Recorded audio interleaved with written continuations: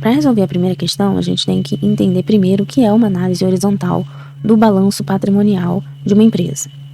Todo final do período, que a gente chama em contabilidade, final de exercício, seria mais ou menos o final do ano, a empresa é obrigada a gerar um relatório e vai mostrar para investidores e para públicos interessados em geral da sociedade como é que está a saúde financeira e econômica dessa empresa. Esse relatório que é gerado é o balanço patrimonial. Só que quando a gente está fazendo uma análise horizontal, a gente não está olhando tudo que consta naquele balanço patrimonial para aquele período, daquele ano. A gente está considerando a evolução de determinadas contas, de determinados itens que aparecem em vários balanços patrimoniais emitidos ao longo dos anos. A gente está fazendo uma análise cronológica desses itens, dessas contas. E por que isso é importante a gente entender aqui? Todo balanço patrimonial ele vai seguir o princípio que a gente conhece em contabilidade como o método das partidas dobradas. Tudo que acontece no lado do ativo, que é o lado esquerdo aqui no Brasil, precisa constar também no lado passivo, que é o lado direito. Ativo sempre vai representar bens e direitos, aquilo que a empresa gera, aquilo que ela produz de riqueza. No lado direito, a gente vai ter as obrigações exigíveis mais o patrimônio líquido, aquilo que ela acumulou de dívidas, de obrigações com investidores. A empresa precisa gerar riqueza para devolver esses valores para os investidores e outros credores que ela tenha. Se o ativo circulante aumentou, isso significa que o valor total dos bens e direitos de curto prazo, disponível, estoques, clientes a receber, que são contas do ativo circulante, precisam aumentar, precisam crescer.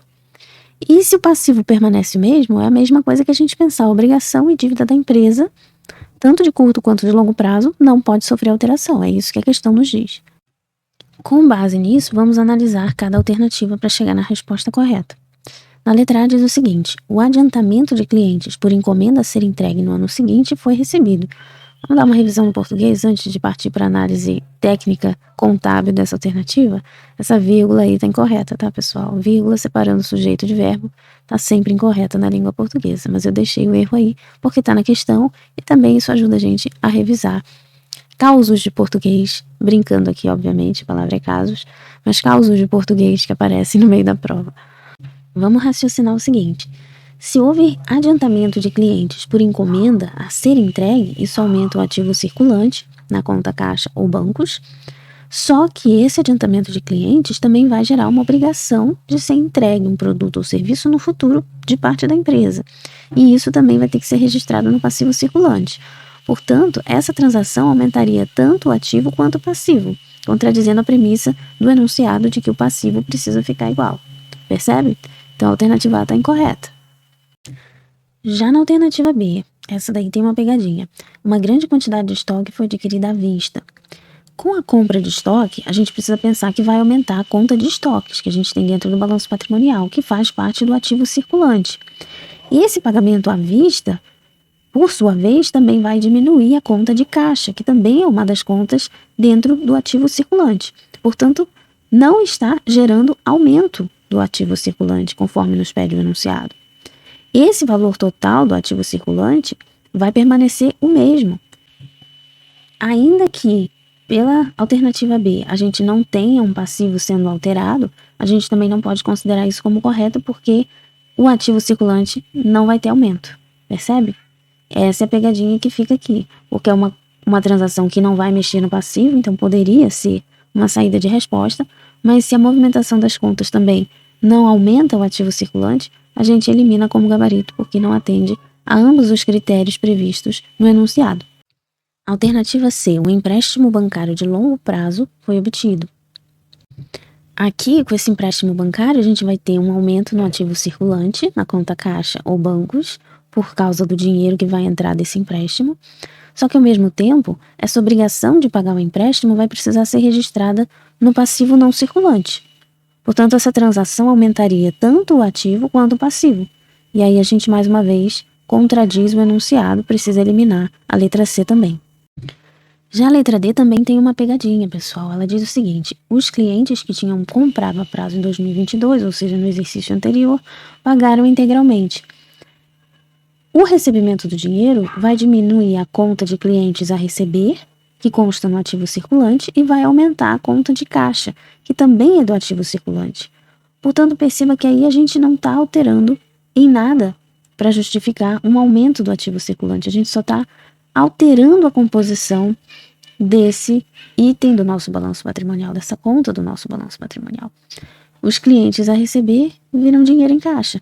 Como isso não altera o valor total, embora o passivo não seja afetado também, assim como na letra B ele não era, a gente tem o critério do passivo não ser afetado atendido, assim como na letra B, mas a gente não tem um aumento, novamente, do ativo circulante, porque eu só estou mudando a composição das contas que compõem esse ativo no meu balanço patrimonial. Então a letra D também está fora.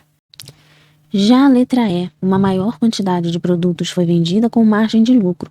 Por que isso é o nosso gabarito para essa questão? A letra E pressupõe que, com a venda dos produtos, esse lucro vai gerar um aumento nas receitas. Tá? A receita a gente coloca em outro relatório, que é a DRE. Esse aumento nas receitas, subtraído do pagamento das despesas operacionais dessa empresa de varejo, vai gerar o residual para o lucro líquido. Ou seja, se a gente tem uma margem de lucro, a gente tem um aumento no lucro líquido, que é uma conta dentro de patrimônio líquido que faz parte do passivo no nosso balanço patrimonial. Lembra? É passivo mais patrimônio líquido, aquilo que fica no lado direito do nosso balanço patrimonial. Portanto, a chave para o candidato perceber essa alternativa como correta seria ele pensar que a venda desses produtos vai aumentar o ativo justamente porque esse valor vai entrar em caixa ou contas a receber pelo aumento de vendas. Como a letra E está indicando esse evento que resulta no aumento do ativo circulante, ainda que a gente tenha um lucro aumentando o patrimônio líquido, portanto o passivo, e não preenchendo o segundo requisito do nosso enunciado, o candidato precisa reconhecer que a venda de produtos aqui seria a causa primária do aumento do ativo nessa empresa de varejo. Portanto, reconhecendo que essa venda com lucro seria a principal atividade operacional que faria o ativo circulante e uma loja de roupas crescer, o candidato teria que marcar a letra E. Perceba que a pegadinha da questão está exatamente nisso. O foco da pergunta é naquilo que gera motivo para o ativo variar, aquilo que justifica uma variação no ativo. O que justifica somente uma variação no ativo entre todas as alternativas dadas por essa questão é apenas o que consta na letra E. Por quê? Porque a gente tem certeza que uma venda com lucro é a principal causa do crescimento de um ativo de uma empresa. Só que a questão deixa em aberto o motivo da estabilidade desse passivo. A gente não sabe, porque essa estabilidade acontece ao longo do tempo. Aqui a gente pode, como fica em aberto, pensar em inúmeras possibilidades. A empresa pode ter pagado dividendos aos sócios, e aí esse aumento no lucro poderia ter sido compensado pela saída de caixa para o pagamento dos dividendos. Ou a empresa poderia ter utilizado esse lucro para quitar outras dívidas de longo prazo que já estivessem compondo o seu passivo não circulante. Mas, de novo, tudo isso seriam lucubrações. O candidato só conseguiria acertar essa questão se ele realmente se ativesse ao que está sendo pedido, porque o enunciado é bastante claro. Ele pede para que o candidato assinale a alternativa que justifica uma variação no ativo. A letra E nos dá a certeza de que essa variação no ativo acontece de uma forma positiva, porque há um aumento nesse ativo com uma venda que gera lucro para a empresa, mas a gente não sabe, a letra E também deixa em aberto, por que esse passivo permanece igual. Mas é importante a gente perceber que a letra E só está correta porque não tem nada que configure dentro dessa letra E alguma coisa que vá diminuir o nosso passivo, ou alguma coisa que vá variar o nosso passivo. E é por isso que a gente pode entender essa lógica como uma simplificação da transação. A questão se atém ao ativo e não necessariamente quer que o candidato entenda por que esse passivo permaneceu igual de um exercício para o outro. O que precisa ficar claro aqui também é que, por eliminação, as alternativas A e C causariam um aumento direto e inequívoco no passivo, o que não pode acontecer pelo enunciado. Já as alternativas B e D não alterariam o valor do ativo circulante, somente a sua composição. Correto? Então, por eliminação, a única alternativa que realmente gera um aumento no ativo circulante mas não fala nada sobre o passivo, deixa em aberto e a gente pode subentender que ele, por algumas razões, pode ter permanecido igual durante esse período. A gente fica com a letra E. Segunda questão é bem direta, pede para a gente calcular a variação real de receita de vendas com base na inflação no período de um ano. Só que aí o candidato desavisado poderia pensar que bastava diminuir a receita de vendas, que está nesse valor em percentual de 15%, menos o percentual da inflação, que é 4,62, aí não está em percentual, o candidato teria que colocar em percentual e ficaria 0,0462, correto? Subtraindo esses valores, ele chegaria no resultado que consta na letra E, 10,38%. Só que isso está errado. Esse valor que o candidato estaria calculando ao subtrair esses valores seria a variação nominal da receita de vendas. E o que a questão nos pede é a variação real da receita de vendas. Qual é a diferença entre variação nominal e variação real de receita de vendas? Na variação nominal, a gente calcula essa diferença simples entre as receitas e a inflação, como eu acabei de dizer, mas na variação real, a gente precisa ajustar esse crescimento pela inflação do período. Então, a fórmula para a variação real que a gente tem seria 1 mais esse valor da variação nominal sobre 1 mais inflação menos 1. O resultado dessa operação daria 0,099216. Como a gente está transformando isso para percentual, a gente teria que multiplicar por 100 para obter essa percentagem. Portanto, o nosso gabarito final para essa questão é a letra D de dado, 9,92%.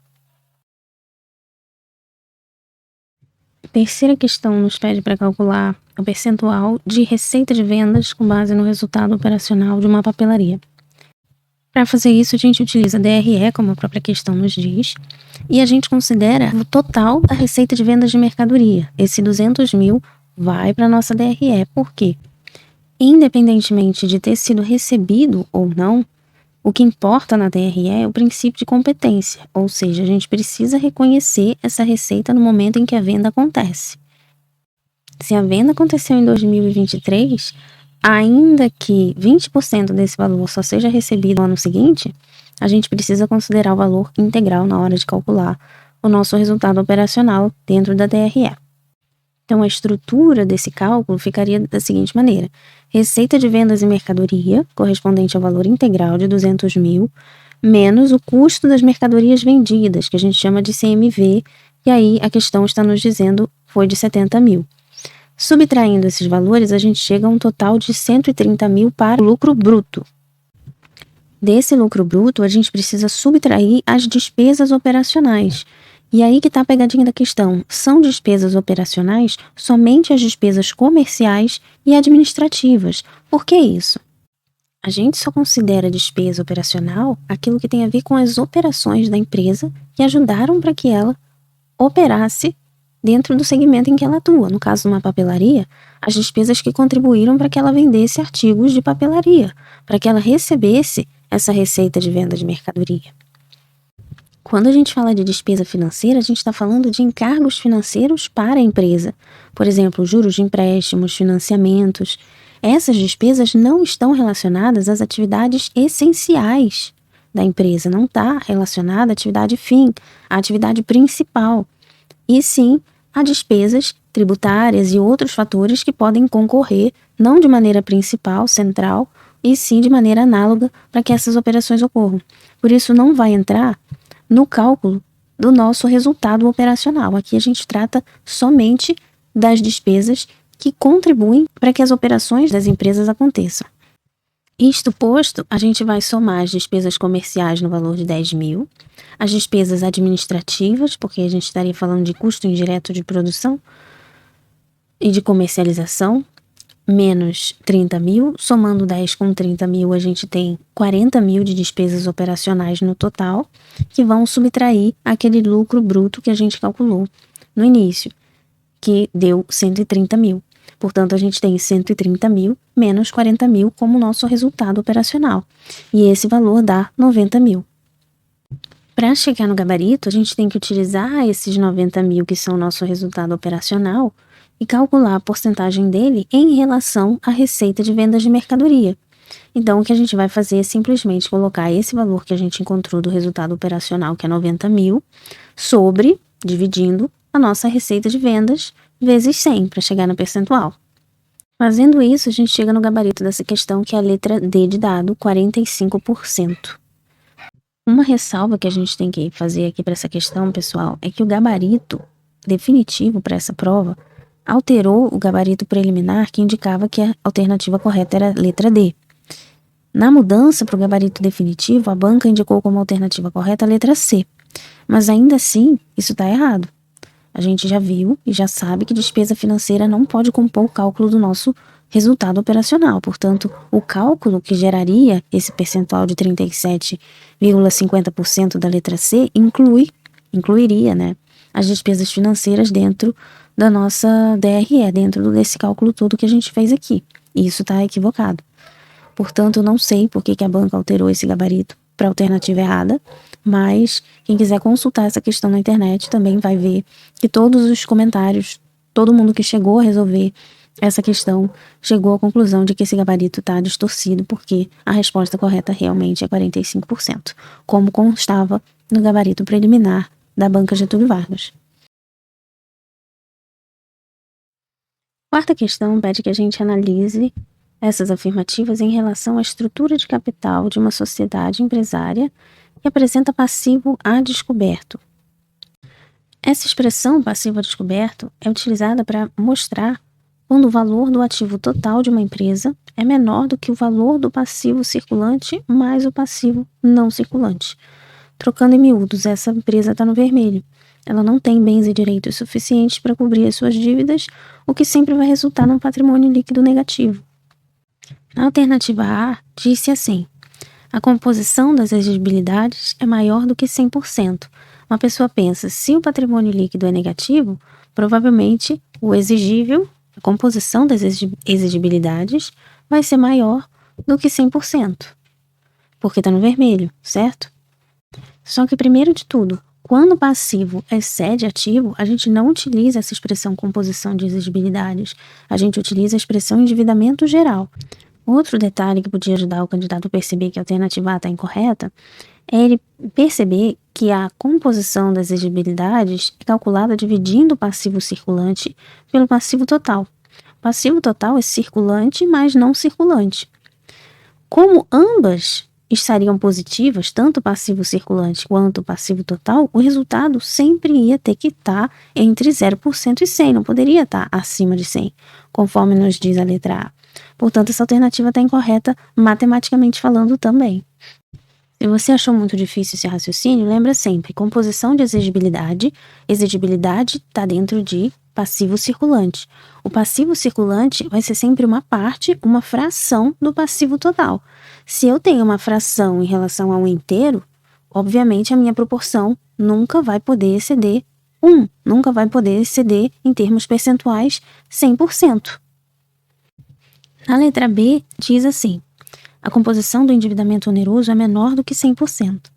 Composição do endividamento oneroso é, mais uma vez, uma parte do meu passivo total, porque o endividamento oneroso, na verdade, é o endividamento com juros, no caso de empréstimos, financiamentos, em relação ao passivo total. Esse é o nosso endividamento oneroso.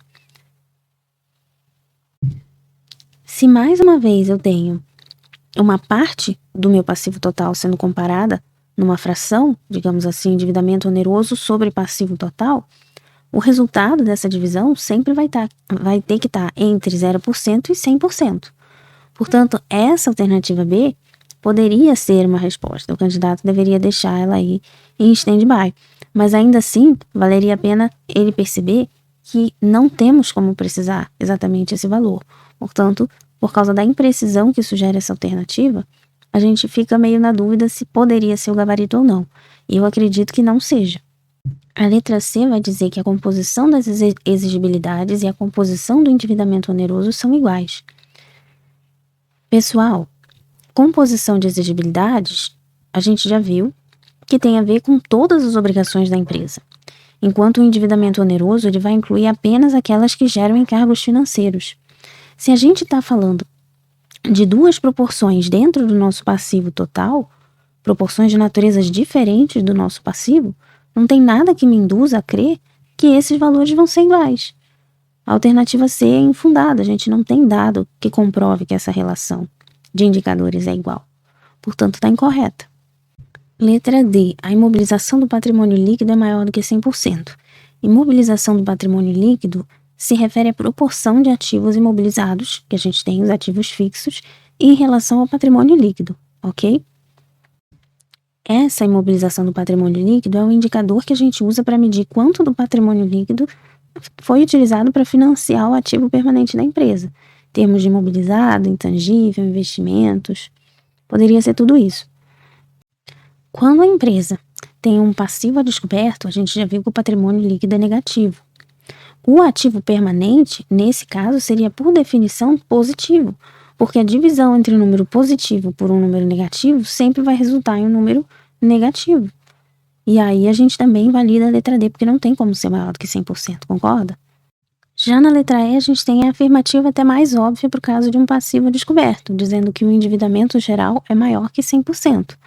O endividamento geral é calculado em relação ao total do passivo dividido pelo total do ativo.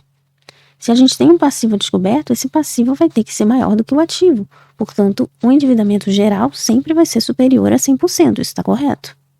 A fórmula que a gente usa para calcular esse endividamento geral é passivo circulante mais passivo não circulante sobre ativo total.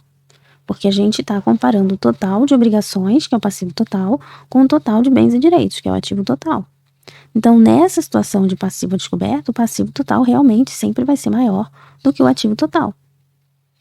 Sendo o numerador maior que o denominador, o resultado desse cálculo, sem sombra de dúvidas, sempre vai ser maior do que 100%.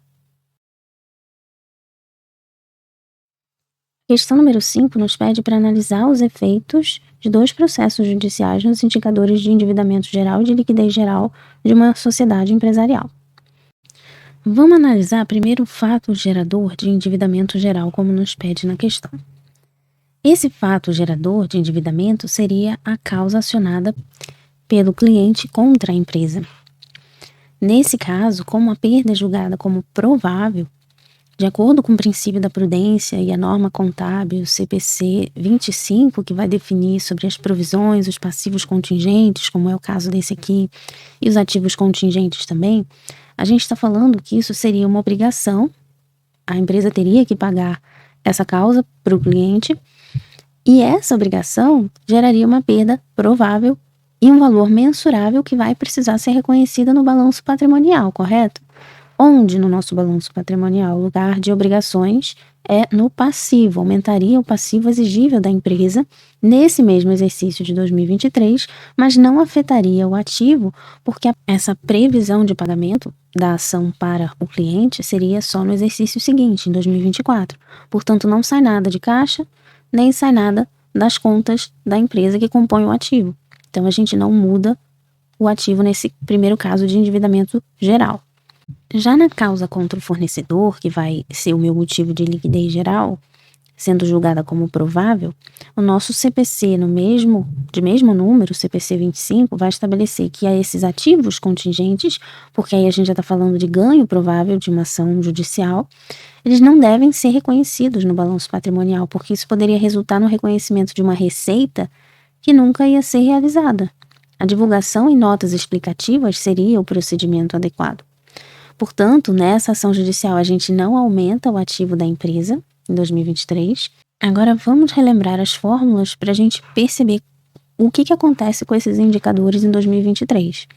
O indicador de endividamento geral, como a gente viu na questão anterior, é composto por passivo circulante mais passivo não circulante sobre ativo total. É assim que a gente calcula o endividamento geral. A gente pega todo o nosso passivo e divide por todo o nosso ativo.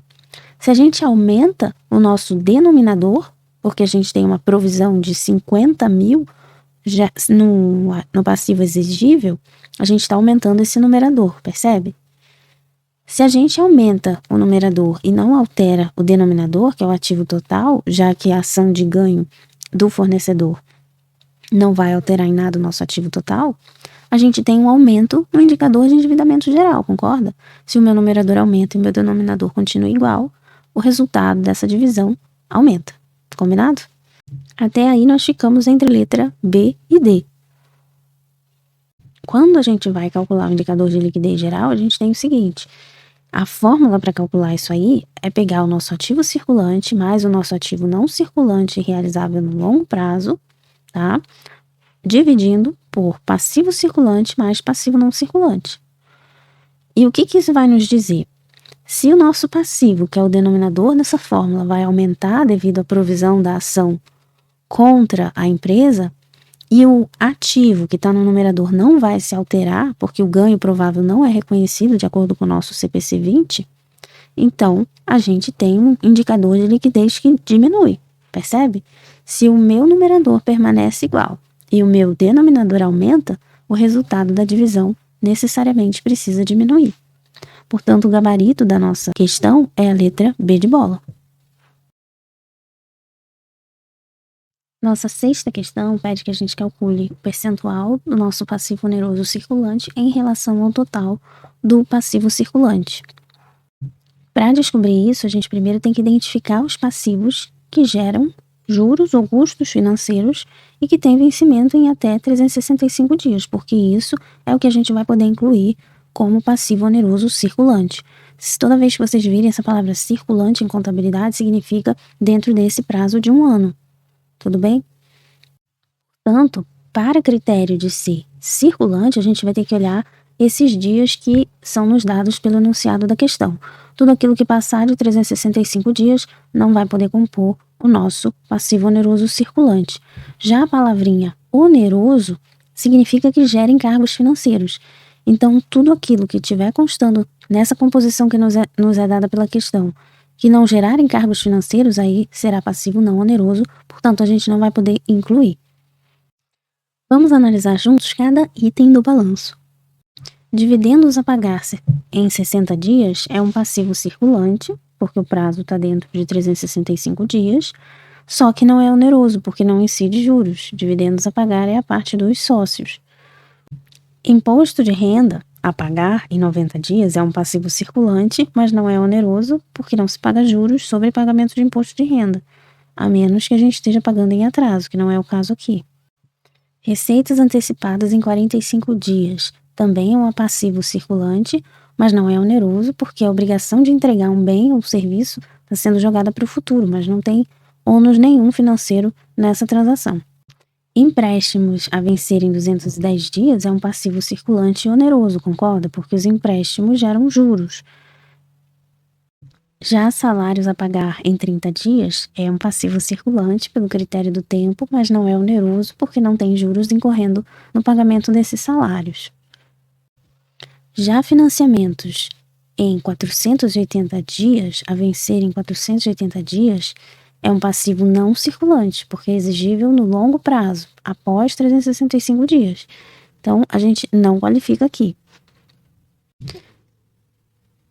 Patrimônio líquido não é um passivo e disponibilidades é um ativo. Então, perceba que o único valor que a gente pode dizer como total do nosso passivo circulante e oneroso vai ser o empréstimo a vencer em 210 dias. É o único passivo que a gente tem entre todos esses itens que é circulante e oneroso. Já o nosso passivo circulante total vai incluir tanto os que foram onerosos quanto os que não foram. Portanto, a gente vai incluir dividendos a pagar em 25 mil, imposto de renda a pagar em 27 mil, receitas antecipadas em 30 mil, empréstimos em 50 mil, porque ele é circulante. E aí a gente está incluindo apenas o critério de ser circulante, não necessariamente oneroso ou não, por isso empréstimos entra aqui de novo, e salários a pagar no valor de 55 mil. Somando todos esses passivos que são circulantes, independentemente se onerosos ou não, a gente tem um total de 187 mil. Para encontrar o percentual do passivo oneroso circulante em relação ao passivo circulante total, a gente vai precisar dividir esses empréstimos de 50 mil, que são o nosso passivo oneroso circulante, sobre esses 187 mil, que são o nosso passivo circulante total, e multiplicar por 100 para encontrar esse valor da percentagem. E no final, esse cálculo de 50 mil divididos por 187 mil resulta em 26,74%. Portanto, o nosso gabarito para essa questão é a letra A. Sétima questão pede para a gente calcular o índice de liquidez seca. E para isso, a gente precisa identificar o ativo circulante e subtrair os estoques e as despesas antecipadas, depois dividindo esse valor pelo passivo circulante. Então, lembra sempre, liquidez seca é sempre ativo circulante, menos estoques, menos despesas antecipadas, sobre passivo circulante. A primeira coisa, a gente vai identificar entre esses itens aí que a questão nos forneceu, o que compõe o nosso ativo circulante. E esse ativo circulante, para quem não sabe, sempre vai ser a soma dos bens e direitos que vão poder ser convertidos em dinheiro no curto prazo. Como a gente viu na questão anterior, curto prazo dentro da contabilidade é sempre o período de 1 ano, 365 dias. Pela fórmula da liquidez seca, a gente quer tudo que é ativo circulante menos estoques, e já não seria circulante de qualquer maneira, e despesas antecipadas. Analisando os itens que a gente tem aí, patrimônio líquido não é ativo, correto? Está na aba do passivo. Clientes a gente inclui em 90 dias, está dentro do nosso ativo circulante, 55 mil, e disponibilidades também. A gente considera como ativo circulante, então 55 mil mais 80 mil. Ok? E descarta, nem inclui na nossa fórmula de liquidez seca os valores de estoques e de despesas antecipadas. 55 mais 80 mil, a gente chega num resultado de 135 mil, divididos pelo nosso passivo circulante, que corresponde ao item de fornecedores em 180 dias. Fornecedores é uma obrigação para essa empresa de pagar os seus fornecedores dentro desse prazo que a gente considera como sendo um passivo circulante.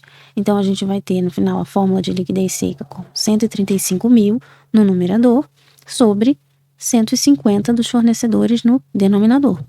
No final, esse resultado vai dar 0,9 e por isso a gente tem o percentual equivalente a 90% gabarito para essa questão, a letra C. A oitava questão nos pede para analisar a mudança ou reclassificação de um ativo não circulante imobilizado para um ativo circulante. E o que essa reclassificação do item produziria em relação aos índices que estão nas alternativas. Bastava o candidato saber a definição de cada item e a fórmula para calculá-lo, e ele simplesmente conseguiria chegar ao gabarito de forma bem fácil e rápida. Vamos analisar a letra A juntos. O que significa o índice liquidez imediata, ou como a gente também chama, liquidez absoluta? Esse índice serve para medir a capacidade que uma empresa tem de pagar todas as suas obrigações de curto prazo somente com o dinheiro que ela tem disponível, sem depender da venda de outros ativos, por exemplo, de estoques, de ativo imobilizado, enfim.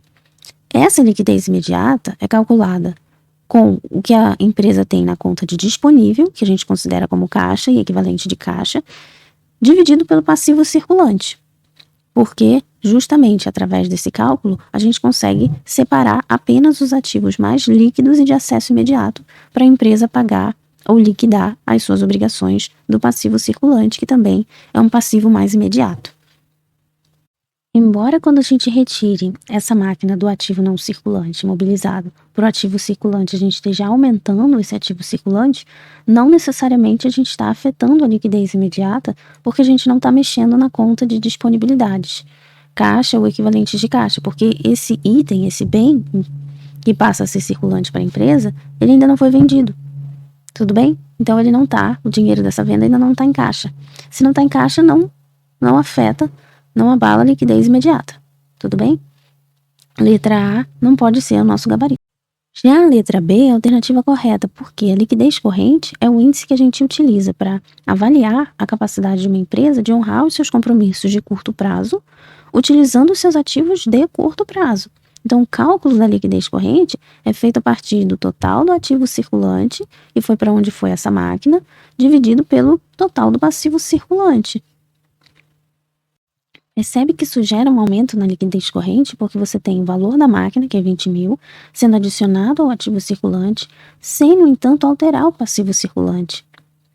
Porque a gente está só fazendo uma recomposição de contas do ativo. Percebe? A gente não está falando aqui em passivo porque já era um bem imobilizado da empresa. A gente está apenas recolocando ele, reclassificando em outra conta do ativo. Portanto, não mexe no meu passivo circulante, que fica na base da minha fórmula de liquidez corrente. Ora, se eu tenho um numerador dentro que é o ativo circulante, que aumenta, e um denominador que se mantém igual, que é o passivo circulante, a gente tem que a razão entre esses dois vai aumentar, o que eleva, por consequência, a liquidez corrente. Por isso que a melhor alternativa para essa questão, que qualifica o nosso gabarito, é a letra B. Todos os outros 3 índices que a gente tem nessa questão, nas letras C, D e E, tratam de índices relacionados a passivo do nosso balanço patrimonial e não ativo. Portanto, o candidato não poderia marcar nenhuma dessas 3. Se ele ficasse em dúvida, seria entre letra A e letra B. Mas vamos analisar cada uma para relembrar o que significa cada um desses índices e qual é a maneira de calculá-los. O endividamento geral é a relação entre passivo total e patrimônio líquido. Se a gente está falando aqui de uma mudança de classificação de máquina que afeta apenas o lado ativo do balanço, como eu falei para vocês, passivo e patrimônio líquido vão permanecer inalterados, então não tem como aumentar, como sugere o nosso enunciado. Portanto, é inviável marcar a letra C. Não se trata de endividamento, a gente está falando de um bem que a empresa possuía, uma máquina, um ativo. Composição das exigibilidades, como a gente viu na segunda questão, terceira, se não me engano, mais dessa prova. Essas exigibilidades se referem às obrigações da empresa, aos passivos. A reclassificação de um ativo não vai alterar a composição das dívidas de uma empresa. Portanto, a gente também precisa excluir a letra D como gabarito. Já a imobilização do patrimônio líquido é uma métrica que avalia a proporção do patrimônio líquido que está investida em ativos de longo prazo, ou seja, ativos permanentes ou imobilizados. Se a gente está tirando a máquina do imobilizado, o grau de mobilização do patrimônio líquido, na verdade, vai diminuir. Percebe? Portanto, não se enquadra no que a questão está nos pedindo. Nossa penúltima questão, mais uma vez, está pedindo cálculo de um índice este que a gente já viu na questão anterior, que é a liquidez imediata ou liquidez absoluta. E como eu falei para vocês, esse índice é utilizado para a gente medir a capacidade que uma empresa tem de liquidar todas as suas obrigações de curto prazo apenas com o dinheiro que ela tem disponível, sem depender da venda de outros ativos. Isso significa que a nossa fórmula para calcular a liquidez imediata vai ser disponível sobre passivo circulante, que é o que a empresa precisa pagar com o dinheiro que ela tem em caixa. Perfeito? Resta-nos agora analisar cada item desse balanço patrimonial que a questão nos deu para identificar qual é o valor do disponível, qual é o valor do passivo circulante e jogar nessa fórmula da liquidez imediata. Primeiro item desse balanço patrimonial, aumento de capital social em dinheiro. Pessoal, sempre que vocês verem a expressão em dinheiro, a gente está falando de caixa, a gente está falando de disponível. Portanto, esse valor que representa um aporte de capital dos sócios, ele vai entrar no numerador da nossa fração. O segundo item fala que tem um pagamento de aluguel antecipado de sala comercial que será utilizado em 2024. Se o pagamento é antecipado, subentende-se que ele foi pago à vista. Portanto, o dinheiro saiu da conta da empresa. Se saiu, a gente precisa subtrair esses 10 mil dos 40 que tinha entrado no nosso disponível. No terceiro item, compra de estoque para pagamento em 3 meses. Compra de estoque, pessoal, é um ativo, ok? Porque estoque é ativo.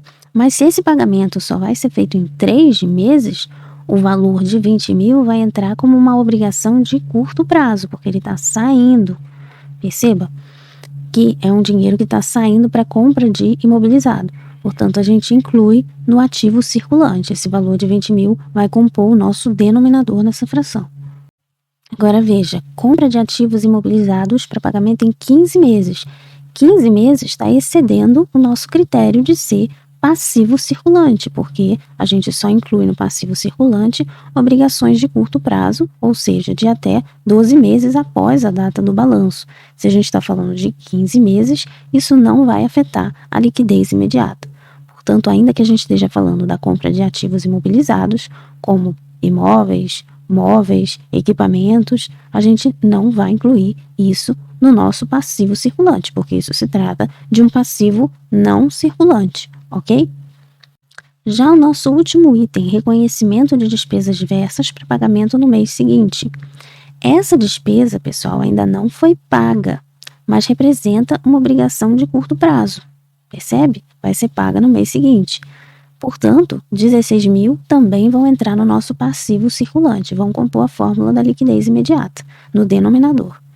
Recapitulando então, o nosso disponível vai ser o capital social dos sócios, 40 mil, menos o pagamento daquele aluguel de 10 mil, resultando no disponível de 30 mil. Já o nosso passivo circulante vai ser a compra desse estoque de 20 mil, mais essas despesas diversas de 16 mil, somatizando 36 mil para o nosso passivo circulante. Isto posto, a gente vai ter que a fórmula da nossa liquidez imediata vai ser 30 mil, que é o total do nosso disponível, sobre 36 mil, que é o total do nosso passivo circulante. Essa operação vai resultar em 0,83. Portanto, o nosso gabarito dessa questão é a letra C. A última questão exigia que o candidato analisasse o impacto da mudança na mensuração do estoque sobre o cálculo desses 4 índices que a gente tem listados aí na questão. Essa questão é bem fácil do candidato analisar, porque, perceba bem, se a gente está alterando o método de mensuração de estoque do custo médio ponderado móvel para o PEPS, ou seja, primeiro que entra, primeiro que sai, a gente está falando de uma mudança direta na conta estoques do supermercado. E estoques é uma conta que pertence ao ativo circulante. Portanto, as respostas que vão estar corretas no nosso gabarito precisam indicar o cálculo do ativo circulante dentro da fórmula desses indicadores. Se a gente estiver utilizando um indicador que não utiliza o ativo circulante na sua fórmula, a gente não vai ter impacto nenhum. Percebe? Se o candidato soubesse a fórmula como esses 4 indicadores são calculados, ele imediatamente poderia chegar ao gabarito correto. Vamos analisar juntos de novo cada um desses índices que a gente tem aí nas alternativas. O primeiro deles é o índice de liquidez corrente. Como a gente viu nas questões anteriores, o índice de liquidez corrente ele vai avaliar a capacidade de uma empresa de honrar os compromissos de curto prazo utilizando todos os seus ativos de curto prazo. Portanto, a fórmula dele é ativo circulante sobre passivo circulante. Se o estoque faz parte do ativo circulante, a mudança no seu valor de cálculo vai afetar o resultado da liquidez corrente, com certeza, percebe? Porque o ativo circulante está lá no seu numerador. Então, nosso gabarito vai ter que incluir a liquidez corrente de qualquer maneira. Então, nós já ficamos entre a letra A e a letra D. Já a nossa liquidez seca, lembra que a gente viu naquela questão anterior, a fórmula? Ela vai considerar tudo o que a gente tem em caixa, tudo que a gente tem em disponível. Portanto, a gente utiliza no cálculo o ativo circulante, menos os estoques, menos as despesas antecipadas sobre o ativo circulante. A liquidez seca é uma das mais restritivas que a gente tem, se a gente for comparar em relação. Mas por que a liquidez seca exclui os estoques? Porque eles não são facilmente convertidos em dinheiro, certo? Então, se a gente está excluindo justamente o nosso critério de mudança da fórmula, qualquer mudança no valor de estoque não vai alterar o meu cálculo da liquidez seca. Vai se manter igual. Tudo bem? Vamos para a liquidez geral. Liquidez geral é a primeira vez que aparece na nossa prova. Em relação aos outros tipos de liquidez, eu observo que é a que menos cai na banca GV. Portanto, se você quiser direcionar os seus estudos, foque nos outros tipos de liquidez que nós já vimos caírem nessa prova. Liquidez seca, liquidez corrente e liquidez imediata. Mas a liquidez geral também é um índice importante para a gente considerar na análise do nosso ativo do balanço patrimonial. Por quê? Ele vai avaliar a capacidade de uma empresa conseguir cobrir as suas obrigações totais, e isso precisa incluir tanto as obrigações de curto quanto de longo prazo. Portanto, na liquidez geral, a gente fala em ativo circulante e ativo realizável a longo prazo sobre o passivo circulante mais o exigível a longo prazo. A gente está considerando o ativo total, não somente o circulante, sobre o passivo total. Percebe? Ora, se eu estou considerando um índice que inclui ativo circulante e os estoques estão incluídos no ativo circulante, muito provavelmente uma mudança no valor de estoque vai impactar a minha liquidez geral, concorda? Portanto, a primeira liquidez, que é a liquidez corrente, e a terceira liquidez, que é a liquidez geral, entre essas alternativas, necessariamente vão ser impactadas pela nova forma de calcular o estoque desse supermercado, o que valida o nosso gabarito como letra A. E o último, né, como a gente viu em questões anteriores, a gente tem a composição de exigibilidades como tendo uma fórmula que se preocupa inteiramente com o passivo da empresa. É o passivo circulante sobre o passivo total. Se esse indicador não considera ativo da empresa, somente passivo, qualquer mudança no valor de estoque não vai afetar a nossa composição de exigibilidade. Portanto, também excluímos o quarto índice da nossa lista. Nosso gabarito realmente é a letra A. E aí, gostaram dessa questão? Vocês teriam acertado o gabarito logo de cara? Contem para mim nos comentários e nós ficamos por aqui com mais essa correção de prova completa para vocês estudarem a análise das demonstrações contábeis de um jeito fácil, direto e assertivo. Espero ter ajudado vocês. Continuem acompanhando todas as correções comentadas e os simulados cronometrados aqui do canal. Vejo vocês no próximo vídeo.